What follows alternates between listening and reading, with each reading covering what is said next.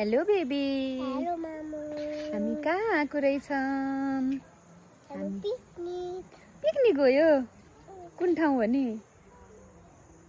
यहाँको घर हो नि, यो त उयोको घर हो नि।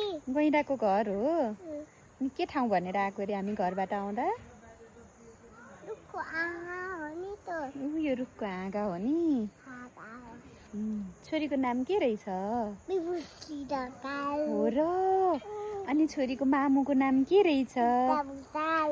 अनि त्यसपछि छोरीको बाबाको नाम के रहेछ? सन्त ढका। ज्ञानी भएर बस्छ न। अनि के यहाँ आउन अलि आउन। अनि के छोरीको घर कहाँ रहेछ? काउसती कहाँनिर रहेछ? मिलन चोकनिर। अनि त्यसपछि छोरी कति क्लासमा पढ्छ? नर्सरीमा। अनि पृथ्वीबाट नर्सरीमा राखिदिनु भयो? ए हो र? अनि त्यसपछि छोरीको स्कुलको नाम के रहेछ? के रहेछ? हात न्यानो राखी भन। मध्यबिन्दु स्काइलाइन एकाडेमी हो। अनि त्यसपछि के छोरीको बुवाको नाम के रहेछ? अनि छोरीको आमाको नाम के रहेछ? अनि छोरीको मामा घरको बुवाको नाम के रहेछ? आमाको नाम होला नि सरस्वती भुसाल त। बुवाको नाम के रहेछ?